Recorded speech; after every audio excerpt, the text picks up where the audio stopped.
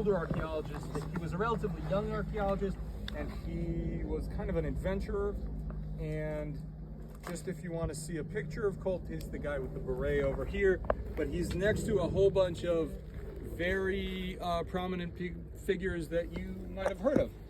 This is a picture from Tel Lachish, just outside of my house. Stalky is in this picture, Palmer is in this picture, and a whole bunch of names from the first. You remember Starkey? Yes. An archaeologist of the Near East. That's what it was called back then.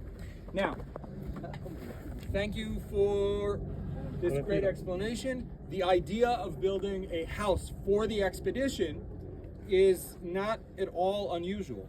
Think of Megiddo, for example, where the visitor center is today. And they had first toilet there. What's that? First toilet. And yes, the toilet in Megiddo. But Megiddo is a good example of the same kind of thing. The expeditions came here, and in their mind, this was going to take a few years, and in fact it did.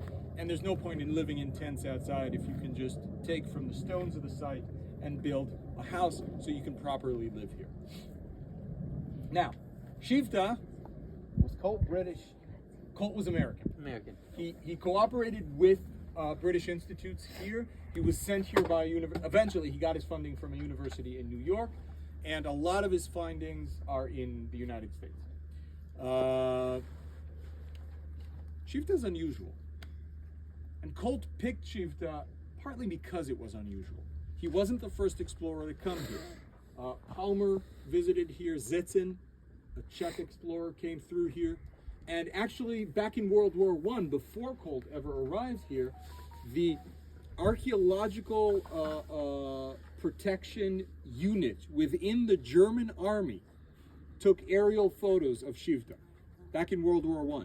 So this site was known, and it was known as in the name Subeta. But it's a very weird kind of place. It's weird because, as you'll see in a minute, it's very luxurious and very wealthy on one hand. And on the other hand, what do you need for a city in the middle of the desert? Water. There is no stable source of water at all. No water system, no No nothing. water, no stable source of water. We went to Ovdat, we saw a well, and we saw cisterns, obviously, but Ovdat has this backup of the oasis right next to it, right? 3 kilometers, not far from Ovdat, you can find water. Mamshit, we visited Mamshit together. There is no stable source of water in Mamshit, so it's kind of similar in that way. But the climate in Mamshit is a bit nicer than it is here. And Shifta has nothing. There's no well, there's no spring. Anything you drink here was collected from the rain. And yet, Shifta, we're going to see in a minute, has all these characteristics of a very wealthy, small town. Another weird thing about Shifta is, as opposed to what you're going to see in the sign, as we're walking in, you're going to see a sign that says World Heritage Site and Incense Route.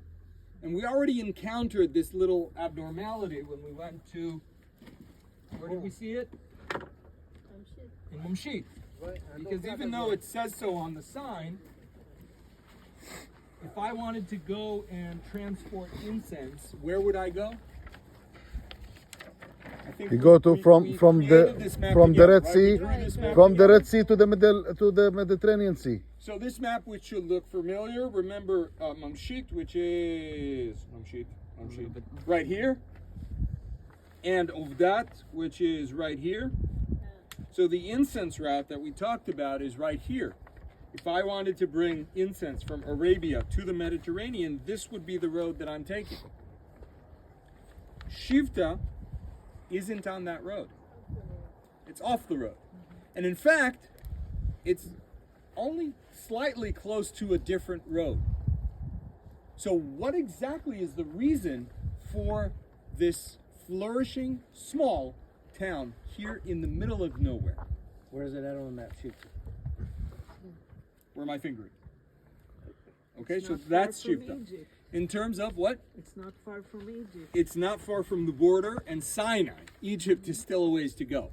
But yes, if I wanted to go to Sinai, the road that crosses through this area is the road that goes from the center of the Negev, from Beersheba, down south, and into eventually Sinai.